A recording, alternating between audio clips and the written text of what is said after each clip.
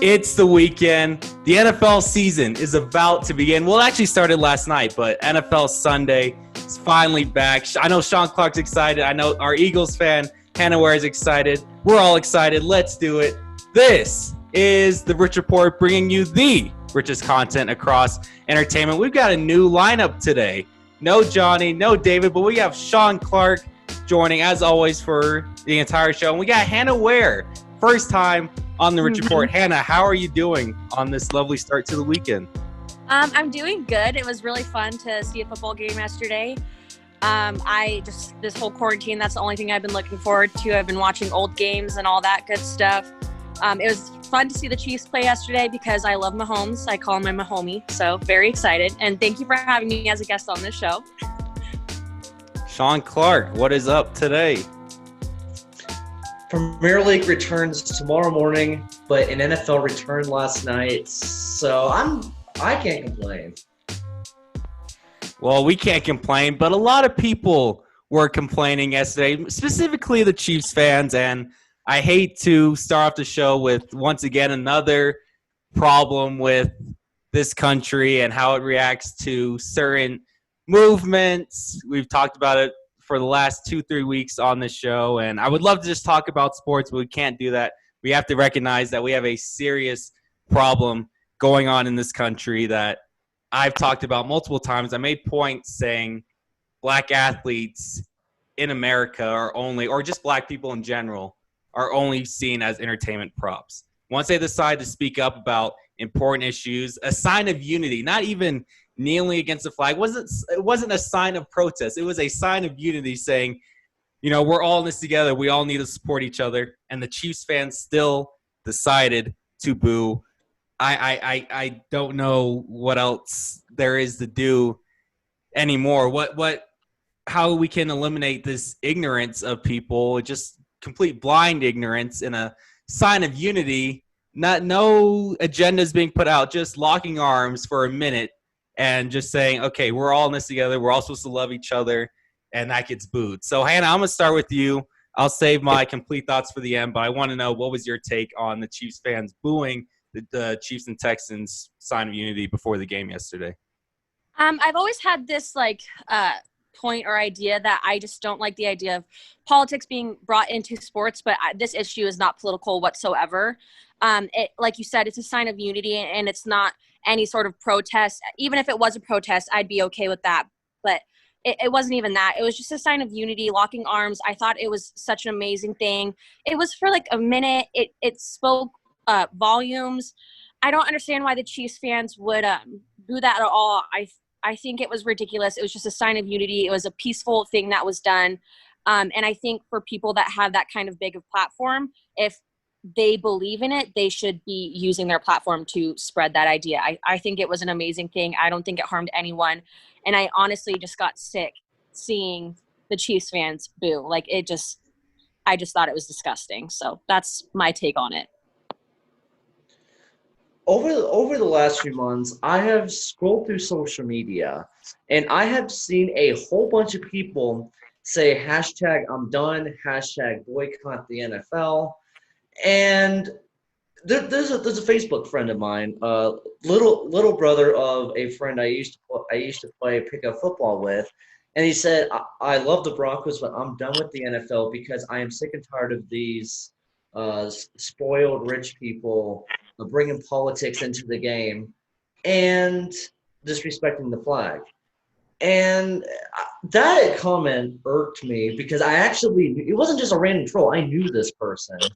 And ever since then, it should grind in my gears how people are boycotting just because, they're bringing politics into it. Oh, they're speaking up. Stop. If you're uncomfortable with how they're protesting, what does that say about you? I hate to be that guy, but what does that say about you? If you're uncomfortable with how they're protesting and what they're protesting, and all you care about is they shut up and play, then I'm sorry. That you need to look at yourself, because this is a human rights issue. This isn't a political issue. This is a human rights issue. The fact that people are uncomfortable and even boycotting the NFL because they're speaking up for issues, it just shows how a lot of people just don't have their priorities right. And it's up to people like us to try to be the majority instead of the minority, which I'm starting to feel like that's the case, which really is shameful. And in terms of the social dynamics in this country, have we really seen a monumental change going back to Jim Crow, going back all the way to the days of slavery? Because think about it. Whenever it's a black person that speaks up about wanting equality, it always gets bogged down. It's always just, okay, take a seat. You can't talk. There's nothing you can do. Athletes, it's shut up and play. You don't know what you're talking about. Has it really changed over the last centuries? Granted, sure, black people, we have a lot more opportunities than we had way back then. And we're actually getting paid instead of working for free. But at the end of the day, who still profits off of everything and still who has the most power in this country?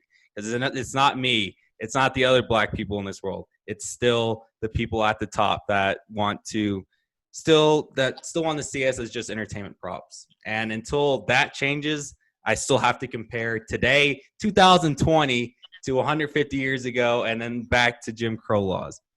The dynamics are still there. Granted, we have a lot more opportunities, but the dynamics really have not seen that much change. Moving on to the Chiefs-Texans game. The Chiefs, are we just ready to hand them over to Lombardi? Defense looks great. They had rookie showings at cornerback. Patrick Mahomes is back on his A game, and they have quite possibly already a top 5 running back in this league in Clyde Edwards-Helaire. Hannah, what were your thoughts on the Chiefs' win last night? Well, I was only able to join in the second half because I was busy. But I had no doubt that the Chiefs were going to win. I'm obviously an Eagles fan, but I love Mahomes. He's my man crush. I just love him to death. I think he played amazing. I have nothing bad to say about him. I just have this one point that he normally uses the first quarter as a warm-up, but this game he did not do that whatsoever. He played great throughout the whole game, great passes, all that stuff. On the Texans side, I just don't think that they played well. They showed up in the last half of the fourth quarter, like the last 5 minutes. They really brought the heat. But what was the score at that point? It was like 15 points, something like that difference. And I was like, you're not going to get the win now. And then in the last 20 seconds, I feel like the Texans just gave up. So I feel like what does that say about the team? I had this debate with my mom actually earlier, were the Texans giving up in the last 20 seconds or were they just not chancing anything with an injury in just the last 10 seconds when they knew they weren't going to win? So I don't know. I'm very questionable about the Texans right now, but very happy for the Chiefs. So, yeah. I have a pretty important takeaway from each team. First of all, for the Chiefs, they were bottom 10 in rushing last year. They had the 10th worst rushing offense last season. Yeah, Clyde Edwards-Helaire rushed for 138 yards, including a incredible 27-yard cutback touchdown run. Phenomenal play by Edwards-Helaire, who won a national championship for LSU last year. So the guy literally goes from one of the greatest offenses in college football history to the best offense in the NFL right now, which is insane. He adds a whole dimension to the Chiefs' offense that they didn't even have last year. And we've seen this at some points in NFL history where I'll use these two examples. The San Francisco 49ers won the Super Bowl in 1988. They were way better in 1989. The Denver Broncos won the Super Bowl in 1997. They were way better in 1998.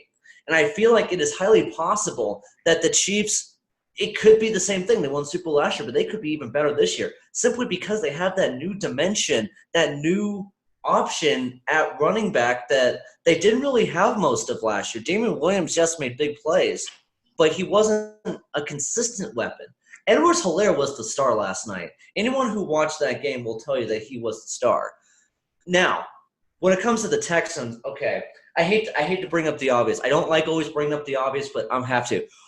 It really would have helped Deshaun Watson, who struggled last night, to get into a rhythm if he just had a big target on the outside. A 6'5" target with great hands and could beat almost any DB. It's kind of rare to find that, but if only the Texans had that, they would actually be really competitive. Oh, wait. You decided to trade that guy for David Johnson and then later Brandon Cooks, and you signed Randall. Like, what are you doing? Your receiving core is tiny. Do you realize that doesn't work? As a Patriots fan, I would know that doesn't work because that's what the Patriots had all of last year. It doesn't work. You don't have all these small receivers. I get what they're trying to do. They're trying to get Watson to be more mobile, use his legs, and have a Kansas City-type offense where it's a very shifty offense. And yes, David Johnson did show signs of promise, and that actually is a positive from the Texans. But I'm sorry, if you have a 6'5" receiver who can outrun almost any DB and has great hands, yeah, I'm sorry. There's no replacing that whatsoever. The Texans could not find a rhythm in the passing attack. David Johnson was their best player last night, which is insane, even more than Deshaun Watson. It's like if Deshaun Watson just had a guy to throw to that was tall and could catch. Well, let's not disrespect Will Fuller here. Will Fuller had 8 receptions for 112 yards. If he can stay healthy, he can be a pretty good number 1 threat. Granted, he's not as tall or dynamic as a DeAndre Hopkins, but he can show up and perform and put up these 100-yard performances. Now, where was Randall Cobb in this game? Why wasn't he inserted into this offense? I'm surprised he didn't go off on a tangent like Michael Porter Jr. did after Game 4 against the Clippers. We'll save that for another day because, oh, wow, that was insane. A rookie crying out like that. Oof. But the Texans, once again, it all comes back to Bill O'Brien, the guy that runs practically the entire team. I'm waiting for him to become owner next. He's going to be head coach, general manager, and owner all at once. The Texans want to give him everything, and he's done absolutely nothing for this franchise. They are, as Sean likes to say, the Saturday wild card 1:30 p.m. on ABC game, which the Texans have done, I think, the last 3 or 4 years. But there's just their ceiling is so high, but yet their floor is all the way below the surface of the earth, like in the Earth's core. They can either be so good, they have the roster to be so good, but at the end of the day, they're at the Earth's core. That's where they are. So I don't see where the Texans get better. They can have J.J. Watt, but they're still going to allow 34 points to a Chiefs team. I don't see where and especially when they have their next game, I believe, is against Baltimore, right? They have to go to Baltimore, right? The Texans go to Baltimore. The Chiefs will be the Chargers SoFi Stadium opener. Yeah, and yeah, what a week. What an opening start to the Texans season, having to play the Chiefs and then Baltimore. All right, Miss Eagles fan, the NFC East, once again, is probably going to be tightly contested, and I'm that guy that's looked at the Cowboys for the last 5 years and go, this is a 13-3 roster every single year, but yet they somehow end up underperforming. They finished 8-8 last year somehow with the roster they had. The Eagles ended up winning the division. Cowboys missed the playoffs. And then I look and go, you know what? Jason Garrett was an awful coach. They have Mike McCarthy now, who's won a Super Bowl, but this is the year to find out if the Cowboys have a serious culture problem or Jason Garrett was the real problem. Now, on the Eagles side, the Cowboys make the Eagles look like Super Bowl winners every year. Eagles own the Cowboys, but the Eagles still, I think, have a much weaker roster than the Cowboys. Granted, the Eagles have some O-line issues. Carson Wentz, I think, still has something to prove. He couldn't win that Super Bowl. That was Nick Foles. Carson Wentz still, I think, has a lot to prove. I think he's got a chip on his shoulder this year to finally be that guy to carry the Eagles to a deep playoff run and not have the Eagles' name be Nick Foles. So, Hannah, I'll start with you. Can the Eagles win the division, and can they make a deep run in the postseason? I mean, I'm just as a diehard Eagles fan, I am hoping that the Eagles show up this year and that the Cowboys underplayed again. Who knows how they're going to play. But I just want to point out 2018, we won the Super Bowl against one of the best teams in the league, Patriots. I know it's Foles that won the game for us. We had the Philly special, which was just so amazing. They even had a statue like up at their stadium. It was the coolest thing ever. I got to see it. But the reason why we ended up at the Super Bowl was because Carson Wentz played 13 perfect games, right? I know that he got injured and now he plays injured, so he's a little scared on the field. But I'm just hoping that this season that kind of goes away. He brings the heat this year. And I'd like to mention that we also have Zach Ertz, top 5 tight ends this season or for 2020, which I think is just amazing. And we have Boston Scott. So, I mean, those are just my favorite players, all 3 of them. But I think the Eagles are going to have a good season this year. I'm hopeful. I'm very excited. And have you guys seen Silver Linings Playbook? Have you seen, oh my gosh, the Philadelphia Eagles have the best spirit, like best team spirit ever, like their superstitions, all that stuff. You need to watch that movie. Eagles are going to have a good season. I have heard that the Eagles are prominently featured in that. I still need to watch it, but yes, I am aware of that. My dad watched the movie because he was a big Jennifer Lawrence fan and made me aware of that. Now, looking at this division battle, I'm sorry, the Cowboys have the edge because I don't even think the Eagles are going to make the playoffs as a wild card. First of all, their offensive line is in shambles. Brandon Brooks and Andre Dillard are both out for the season. I'm sorry, but I get the Eagles have all these weapons, but when you have defenders like, let's see, DeMarcus Lawrence, Tyrone Crawford, Randy Gregory got reinstated for the Cowboys. When they get to tee off on Carson Wentz, I got a really bad feeling for Carson Wentz.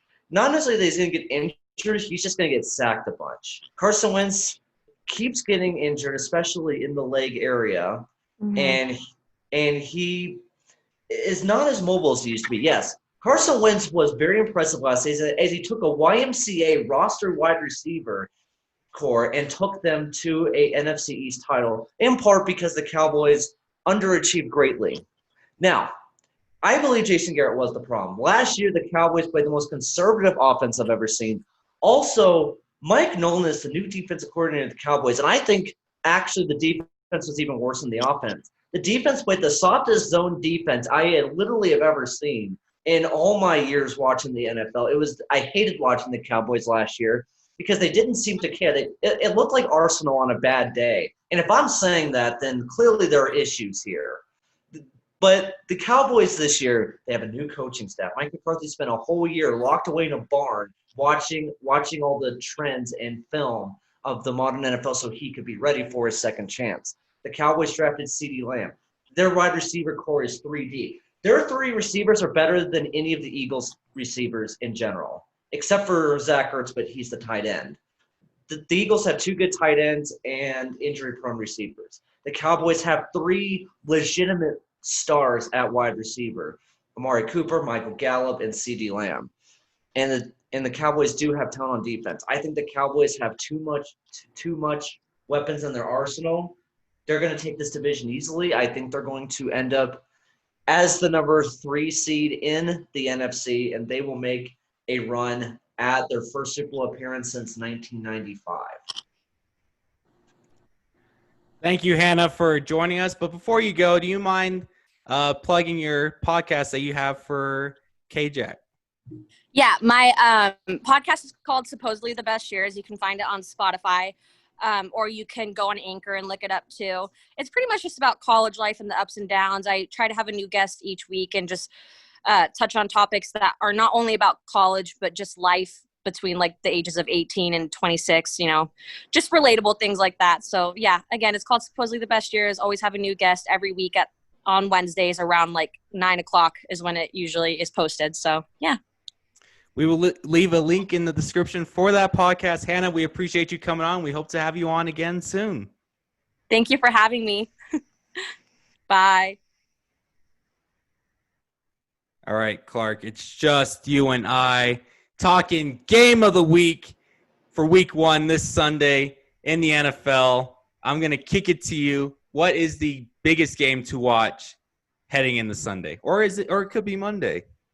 All right, I will say that the game of the week is obviously the Buccaneers and Saints. The Tampa Bay Buccaneers are going to debut Tom Brady as their quarterback. Yes, it's going to hurt. It is the first possession where Tom Brady and Rob Gronkowski take the field, my 2 favorite athletes of all time, on the Tampa Bay Buccaneers. I'm going to die inside. It's going to be terrible, but that's the headliner. I don't want to be conventional and just talk about the big game. The game that intrigues me the most is the Las Vegas Raiders. Yes, it's the first time we get to see the Las Vegas Raiders, your Las Vegas Raiders, play a football game, take on the Carolina Panthers. Now, I'm getting ticked off, Cameron. I'm getting really, really ticked off that Pro Football Focus and many other experts are thinking the Panthers are going to be terrible. No, they're not. Why? Yes, their defense is young and inexperienced. Yes, they did lose Cam Newton after a very good career, although the last part, not so much. But he still won MVP, which is the only Carolina Panthers player in their franchise history to win that award. The Carolina Panthers have Teddy Bridgewater as a quarterback that went 5-0 with the New Orleans Saints when Drew Brees was out due to injury. And the Carolina Panthers have possibly the best player in the NFL in Christian McCaffrey, a top 5 running back and a top 5 wide receiver, all in one, which blows my mind. I feel like the Panthers are going to play a very old school kind of game. They're going to win time of possession. They're going to win the turnover battle. Now, the problem is that their defense can bend at times, and that's why maybe they'll be a fringe playoff team, I think. I think they're going to surprise people, but I want to see how they do against the Raiders. If the Panthers get blown out by the Raiders, okay, maybe I was wrong. Maybe I stretched things a bit. But as far as your Las Vegas Raiders go, first of all, how does it feel to hear the Las Vegas Raiders? How do you feel?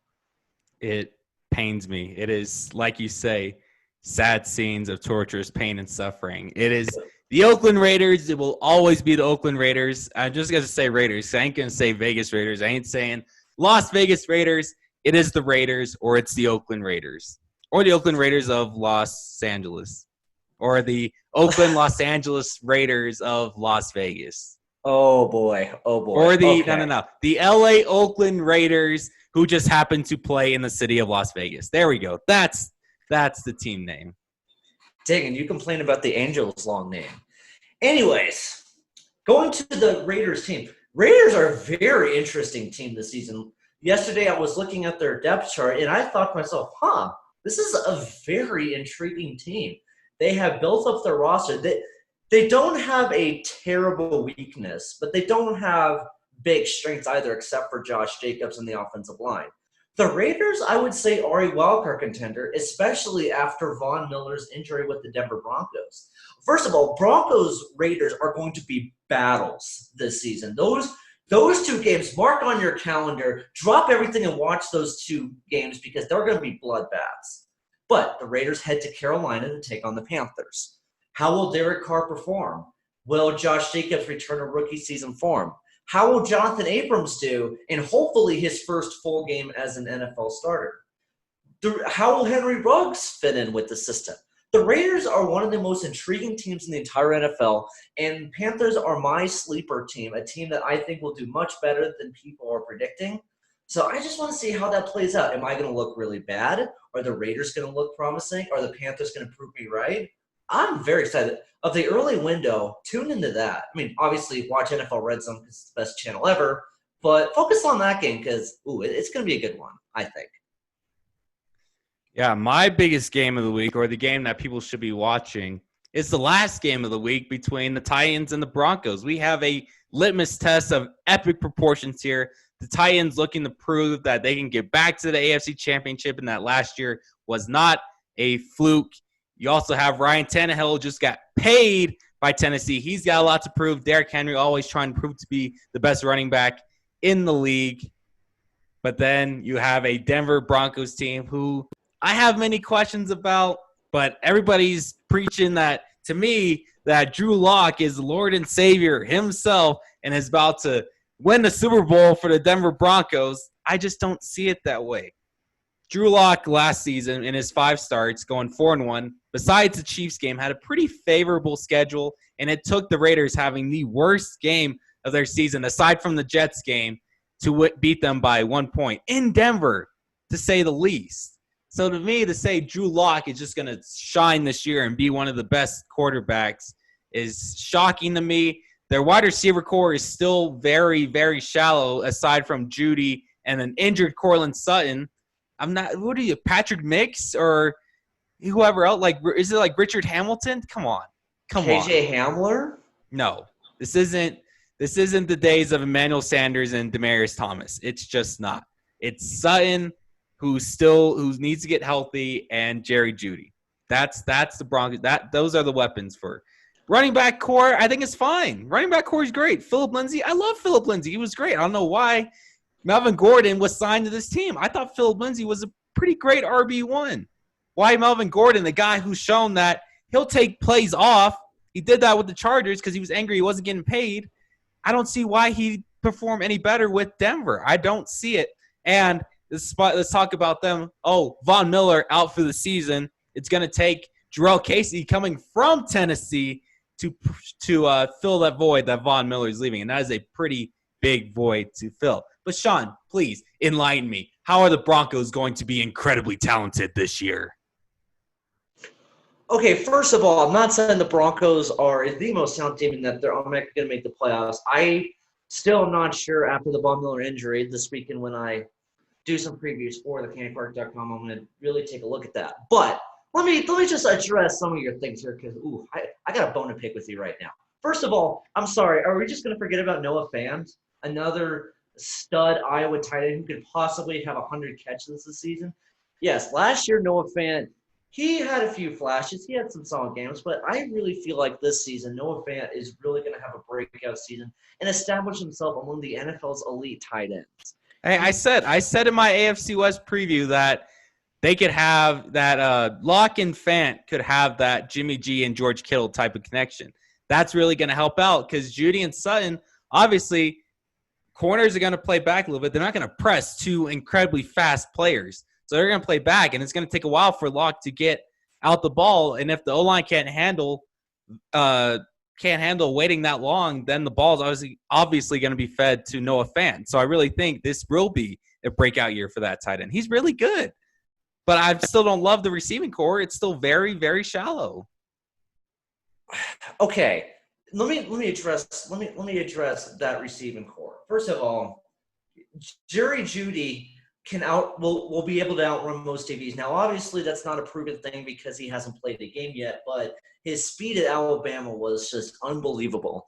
And I expect him to stretch the field. Now, Courtland Sutton, he also has a lot of speed, as you mentioned. But here's what Courtland Sutton can do that Jerry Jeudy can't.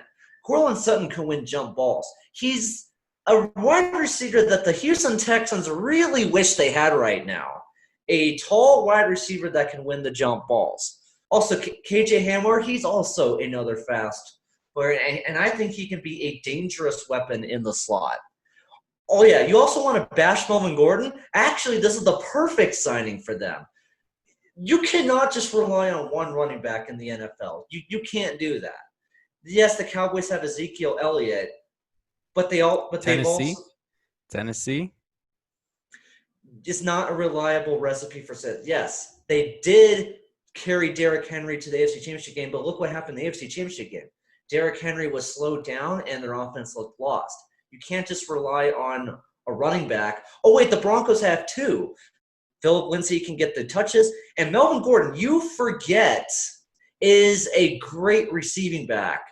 Why do you think that the Chargers offense, especially in 2017, was so dangerous? And why they went 2018, why they went 12-4, why they were one of the best offenses in the field? Because Melvin Gordon gave them an option out of the backfield. Philip Lindsay is a straight runner, but Melvin Gordon's a great receiving back. There's so many weapons across this offense. And besides, I'm sorry, Mr. Raiders fan, the Broncos have a better receiving core than the Raiders do right now.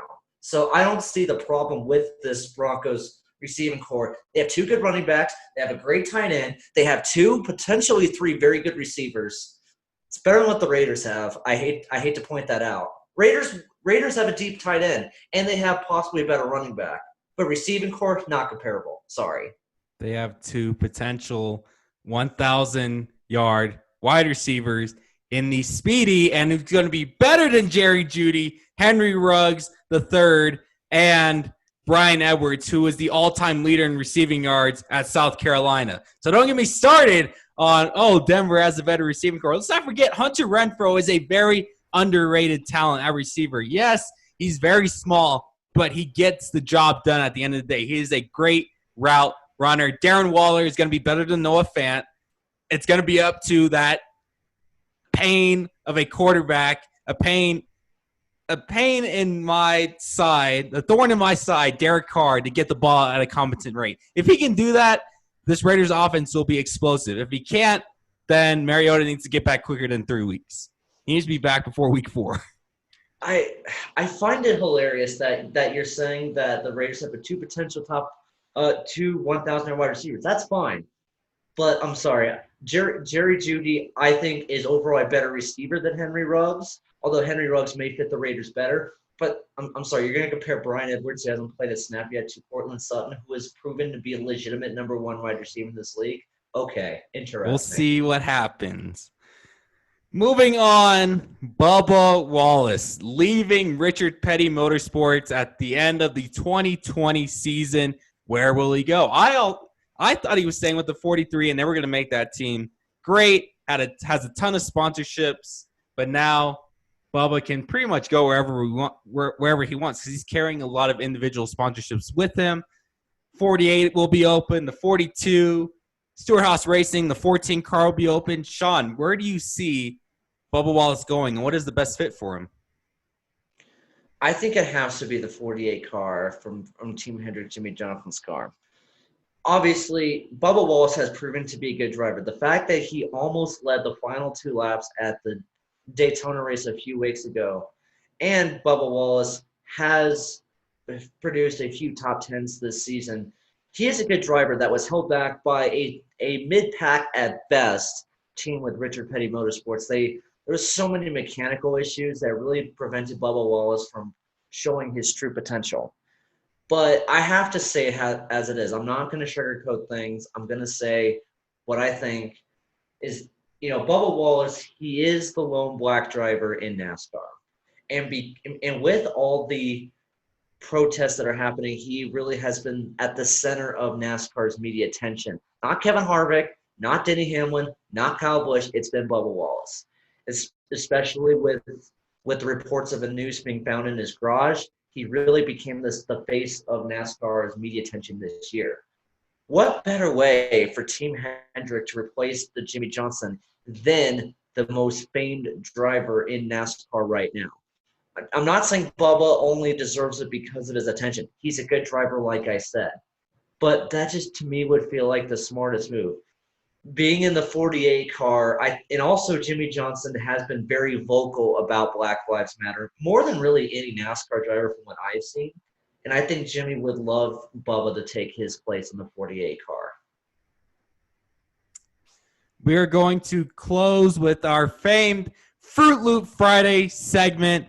There's only one. It is obvious. It is so blatantly obvious, but a very, very sad situation as well. Skip Bayless yesterday on Undisputed pretty much taking a big old crap on Dak Prescott, saying how, oh, well, I don't need my leader of the Dallas Cowboys to say he's depressed after an entire pandemic. His brother committed suicide, which, I mean, at some point, it sickens me because it seems like it was a ratings type of thing. It was a shock value type of thing. It's not sports journalism. No one in their right mind in the sports journalism world will look at Dak and go, oh, he can't be sad over a pandemic or his brother committing suicide. It was strong on Dak to come out and say this. More athletes need to come out and say, okay, I am having depression. I am battling some mental demons. It's okay. We are all on your side. We've all been there. I'm going through it right now. But to then say, you can't be that guy, Skip. I've come to terms to say, okay, you're just a troll and you're going to say some stupid things. But at the end of the day, I thought, my thoughts were, I think he's a pretty good dude outside of Undisputed. But then we get this, and I don't know how to feel anymore. I want to like the guy, but you can't come out and say this. Point blank, period. There's no excuse for saying something like that. So, Sean, I know you were pretty hot about it. So give your thoughts. Just unleash. It's a completely insensitive thing to say the least. I have battled depression myself. I also know people that have it clinically and that they suffer through it on a daily basis. Some people that are very near and dear to me. And to say a comment like that, it just goes to show insensitivity and in some ways a privileged mindset. Yes, there are people that don't have to go through it. I mean, I'll be honest, I wish I never had to. I wish people I knew didn't have to, but it's a real thing. And it goes back to what we talked about to open this show about people booing and the insensitivity toward the protests. People don't want to address real problems that either don't affect them or they don't want to think about. It's really unfortunate that this happens. Depression is a real thing. You can have the perfect life, but if you're suffering from depression, it doesn't seem to matter. You can, on the surface, have a lot of money. You can have great family. You can have great friends. You can have great health. But if you suffer from depression, it can ruin all of that. And speaking out and telling people about it is the best way to get on the path to healing it. When I was in therapy, I was introduced to this tactic called the Golden Star treatment, which involves around 2 or 3 things. One is a physical therapy treatment, which involves like massages. Number 2 is to get counseling or just speak out about it. And number 3 can be antidepressants, which, when prescribed correctly, they can work as they did for me. These are all part of the battling your own mental health on top of just keeping up with what you need to do in your daily life. But what I say is one of those Golden Star treatments, telling others about it. If people are open about their mental health, it can really lead to recovery. Oh yeah, people like Skip Bayless is why a lot of people are scared to do that. Because people like Skip Bayless says, oh, you have to be strong. Oh, that's weak. Stop. Skip Bayless's comments proves why a lot of people are scared to speak out about their mental health, because they're scared that people are going to be like Skip Bayless and comment like that. It's very real. I've even seen people react that way too, and it's sickening. Skip, even though you support the Patriots, I can't support you on this. Yes, you are just a troll, and you really need to get a long, hard look at yourself after a disgusting comment like that. And respect to Dak for speaking out. And it really makes me root that he has a great season just so he can continue to recover and feel good. I totally agree. We will leave a link to the National Suicide Prevention Lifeline. If you can't fight for yourself, there will be others that can fight for you. You are not alone in this battle. We've all been there. You are not alone. You are loved. If there's anybody, if you know us, even if you don't know us, if you're just watching, if you come across the show, we'll leave our Twitters. If our DMs are open, if you want to talk, reach out to us. Please do not hesitate. We will, if you don't have a path to find that help, we will find that help for you. Please do not hesitate to reach out to us. Please don't. That will do it for this edition of the Rich Report NFL Sunday. We have college football games, but I don't know how serious we're taking this season. Premier League is back. Got a lot of stuff. It almost feels like we're getting back to normal. It's almost like the beginning of getting back to normalcy. We've still got a long way to go, but this weekend will be sort of that start. For Sean Clark, I'm Cameron Richardson. Make sure to subscribe to the show on YouTube. Make sure to follow the show on Spotify and Apple Podcasts. We'll be back on Monday to recap week 1 of the NFL season. We will see you then. Have a great rest of your day and have a great weekend.